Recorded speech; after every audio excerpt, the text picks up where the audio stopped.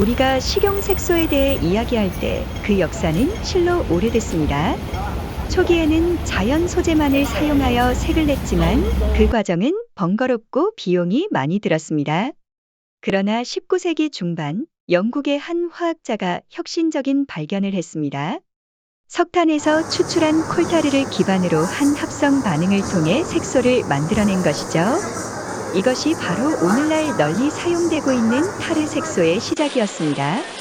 처음에는 콜타르 색소라고 불렀지만 점차 타르 색소라는 용어로 정착되었습니다. 하지만 중요한 것은 이러한 합성 색소의 안전성 문제입니다. 특정 기준치 이하의 섭취라 할지라도 장기간에 걸쳐 지속적으로 섭취하면 유해 성분이 몸속에 쌓일 수 있으며 이는 결국 만성 독성으로 이어질 수 있습니다. 따라서 우리는 식품에 사용되는 색소의 안전성에 대해 보다 심도 있는 관심과 연구가 필요합니다. 이는 건강한 식생활을 위한 중요한 발걸음이 될 것입니다. 현대에 이르러 콜타르를 기반으로 한 합성 색소의 사용은 많은 변화를 겪었습니다. 과거에는 자연 소재의 한계를 극복하는 혁신적인 발명으로 여겨졌으나 시대가 흘러 식품 안전 및 건강에 대한 인식이 크게 발전하면서 상황은 달라졌습니다. 이제는 사람들이 식품에 사용되는 색소에 대해 보다 신중하게 생각하게 되었죠. 과거에는 식문화의 건전성이나 안전에 대한 관심이 크게 부족했으나 현대에는 이러한 요소들이 매우 중요하게 여겨집니다. 이러한 변화된 시대 정신을 반영하여 많은 전문가들은 합성 색소, 특히 타르 색소와 같은 합성 색소의 사용을 다시 한번 심사숙고해야 한다고 주장합니다. 식용 색소의 안전성과 관련된 규제가 강화되고 있으며 자연에서 유래한 색소를 사용하는 것이 더욱 권장되고 있습니다.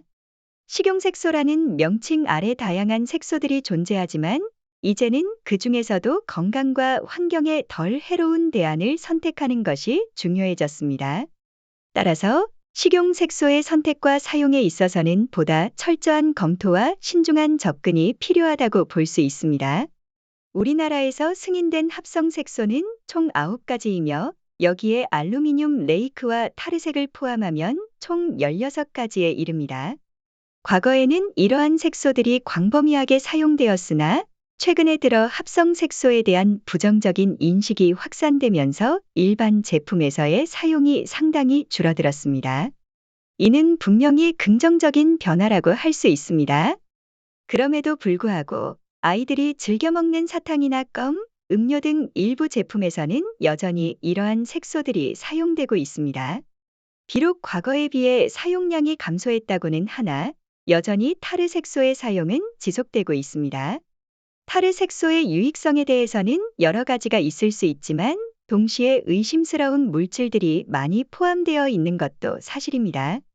이 중에는 신경 독성을 가진 성분들도 포함되어 있으며 이는 신경 손상을 일으킬 수 있습니다. 또한 생식 독성이 있는 것으로 알려진 성분들도 포함되어 있어 동물 실험에서 불임의 원인으로 지목되기도 했습니다. 타르 색소가 포함된 식품을 섭취할 때 여러 가지 잠재적 건강 문제가 있을 수 있습니다. 최근의 연구들은 이러한 색소가 호르몬 교란 물질로 작용할 수 있으며 이것이 출산 문제의 원인이 될 수 있다고 지적합니다. 또한 알레르기 반응을 유발하거나 아동의 주의력 결핍 및 과잉행동 장애 ADHD와 같은 증상을 일으킬 수 있는 가능성도 제기되고 있습니다. 타르 색소의 분자는 매우 작기 때문에 심한 경우에는 뇌세포에까지 침투할 수 있습니다. 이는 발달 장애와 같은 심각한 문제로 이어질 수 있어 주의가 필요합니다. 현재 타르 색소의 사용에는 특정한 허용치가 설정되어 있으며 이 기준은 독성 실험을 통해 결정됩니다. 이 기준은 즉각적인 유해성이 나타나지 않는 수준으로 설정되어 있지만 장기간 지속적으로 섭취하면 유해 물질이 체내에 축적되어 만성 독성을 일으킬 수 있습니다. 식품 첨가물의 독성에 관한 문제는 매우 복잡하고 심각합니다. 일부 강한 독성을 지닌 첨가물들에 대해 안전한 사용 기준이 설정되어 있기는 하지만 이 기준 아래의 사용이 반드시 안전하다고 장담할 수는 없습니다. 특히 장기간에 걸친 지속적인 섭취로 인해 발생할 수 있는 만성 독성은 예측하기 어렵고 이에 대한 우려는 여전히 남아 있습니다. 트랜스지방산의 경우도 마찬가지입니다. 최근에는 가공식품의 트랜스지방 함량이 대부분 표기되고 있어 소비자들이 이를 알 수 있게 되었습니다. 대부분의 제품에서 트랜스지방 함량이 0g으로 표기되어 있어서 마치 문제가 해결된 것처럼 보일 수도 있습니다. 그러나 여기에는 중요한 정보의 비대칭성이 존재합니다.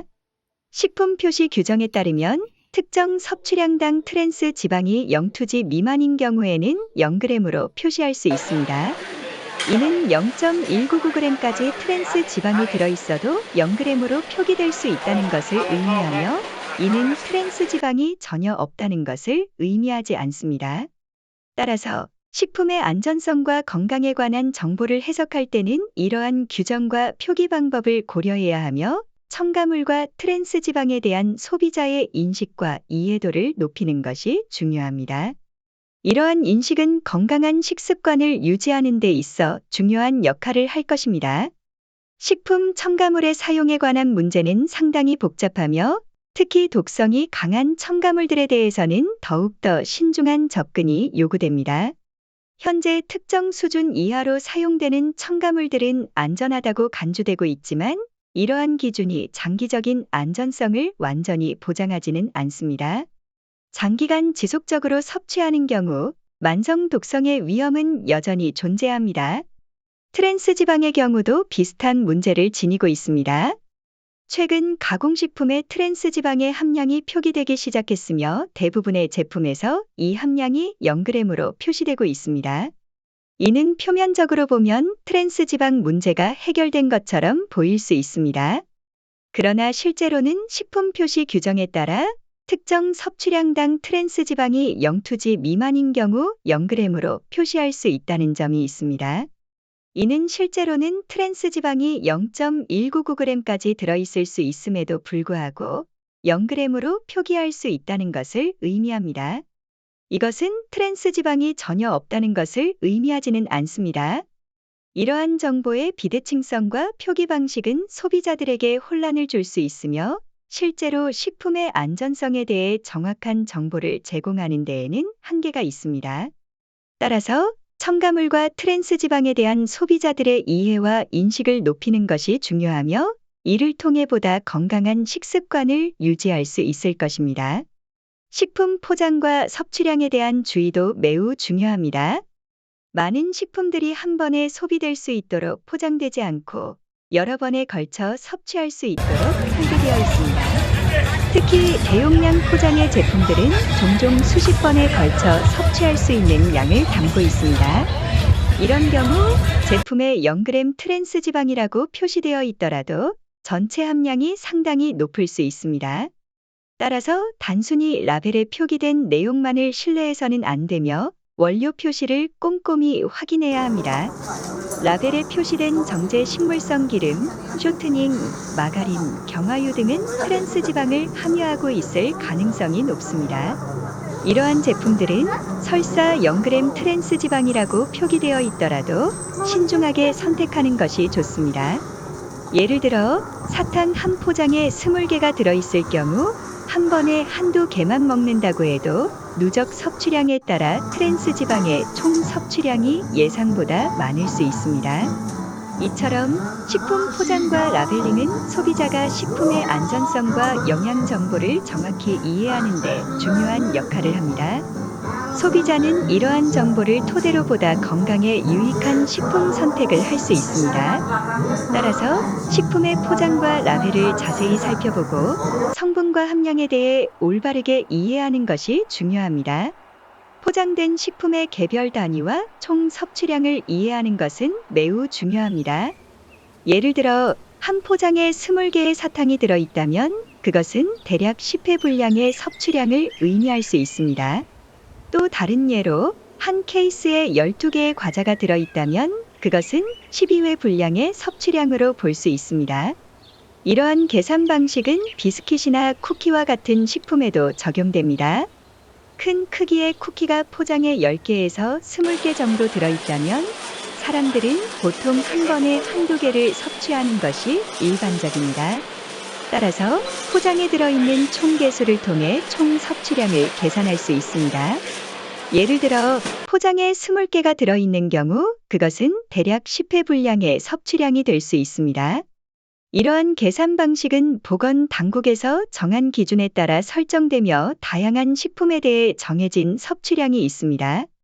이는 캔디류, 초콜릿, 스틱 형태의 초콜릿 가공품 등 다양한 식품에 적용되는 기준입니다.